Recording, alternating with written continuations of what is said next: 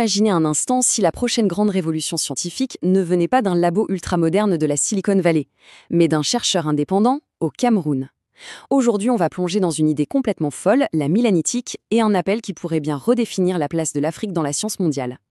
Pour bien comprendre de quoi on parle, tout part de ces deux chiffres. D'un côté, l'Afrique, c'est 18% de la population mondiale, de l'autre, c'est seulement 1% de la science.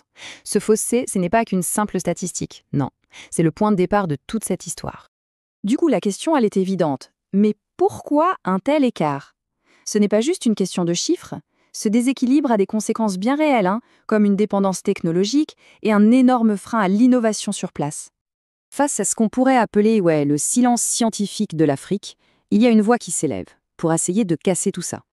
Et cette voix, c'est celle de Lanaël Aimé Rodrigue. C'est un chercheur indépendant au Cameroun. Et son message, c'est un vrai cri du cœur. Il est grand temps de sortir la science africaine des tiroirs pour lui donner enfin la place qu'elle mérite. Mais ce qui est vraiment fort, c'est qu'il ne se contente pas de pointer un problème. Non, il arrive avec une solution. Une théorie fondamentale qui pourrait, qui sait, tout changer. Une nouvelle façon de voir le monde qu'il a baptisée la milanétique. Alors, la milanétique, c'est quoi ce truc? En gros, au cœur de sa théorie, il y a ce qu'il appelle les citations milanétiques. L'idée est à la fois simple et vertigineuse. Notre perception humaine, elle est limitée. On voit des choses qui se répètent, des motifs qui nous semblent identiques, mais en réalité, l'univers est rempli de variations minuscules, quasi invisibles. La milanétique, c'est la science qui veut explorer ces jumeaux presque parfaits. L'analogie qu'il utilise, elle est juste, parfaite. Prenez des grains de sable. De loin, une plage, ça a l'air tout uniforme, non? Mais si on se penche, chaque grain est absolument unique. La milanétique, c'est cette invitation à regarder de plus près, à chercher les réponses non pas dans ce qu'on voit, mais dans toutes ces différences qu'on ne perçoit pas encore. C'est une philosophie qui dit en somme que l'espoir commence pile là où notre perception s'arrête. Parce que c'est dans ces variations infimes, ces détails invisibles, que se cache peut-être la prochaine grande découverte. Une différence minuscule, un truc qu'on ne voit même pas, et hop, ça peut absolument tout changer. Bon, une belle idée, une belle théorie, c'est super. Mais l'argent entre vous. C'est là que le projet devient vraiment intéressant et concret, avec un plan carrément audacieux pour que cette vision devienne une réalité. Et là où c'est malin, c'est qu'au lieu de juste demander de l'aide, Rodrigue propose de vrais partenariats. Il a imaginé 3 chemins, 3 voies très innovantes pour collaborer en s'adressant au monde du sport, à celui de la tech et même au cinéma. Alors, la première piste, un partenariat avec une grande marque de sport. Le slogan qu'il propose est super bien trouvé. Ce que tu ne vois pas, fais ta force. C'est une connexion directe entre le concept de la milanétique, ces détails invisibles, et l'idée de force intérieure, de mental, qui est si important dans le sport. Et l'idée, c'est pas juste de vendre un t-shirt, c'est de transformer l'achat en une expérience. On prend le produit, on scanne un QR code et on participe à un défi de perception.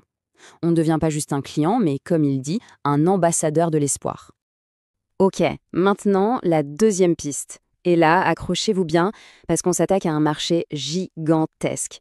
774 milliards de dollars, c'est ce que le marché du stockage de données devrait peser d'ici 2032. Et l'objectif ici, c'est rien de moins que de tout révolutionner. L'idée, c'est d'utiliser la milanétique pour repenser la compression de données. En trouvant ces répétitions presque parfaites, que les algos actuels ne voient pas, on pourrait réduire la taille des fichiers de façon drastique. Vous imaginez? Des data centers qui tiennent dans une petite boîte de 10 cm3. L'impact sur l'environnement et sur l'économie serait colossal. Et enfin, la troisième voie. Alors là, c'est peut-être la plus inattendue. Utiliser la fiction pour financer la science. L'idée, c'est de vendre les droits de son histoire à Hollywood pour en faire un film ou une série de science-fiction. Apparemment, les pitchs sont même déjà prêts pour les grandes plateformes. Toutes ces propositions, elles nous amènent à un point crucial, à un choix, un véritable ultimatum que Rodrigue pose au reste du monde.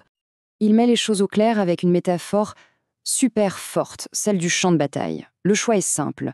Soit on voit l'Afrique comme une soldate vaillante, un renfort qui peut apporter une force nouvelle dans la recherche mondiale de savoir, soit on l'abandonne et on laisse un frère, une sœur disparaître scientifiquement. Ce n'est pas un appel à la charité, c'est un appel à des alliés. Et c'est ce qui nous amène à l'essence de son message. Un avertissement qui, au fond, nous concerne toutes et tous. Le cœur de son argument, il est là. Pour lui, le plus grand danger, ce n'est pas l'ignorance, non, c'est l'orgueil. L'orgueil de croire que le progrès vient toujours des mêmes endroits. et d'ignorer un soldat de l'espoir qui demande juste qu'on lui tende la main. Et c'est la question qui reste à la fin. Au-delà de cette histoire, quel potentiel incroyable est-ce qu'on perd chaque jour juste parce qu'on refuse d'écouter? Combien de soldats de l'espoir comme lui attendent partout dans le monde qu'on leur tende la main pour qu'ils puissent s'épanouir?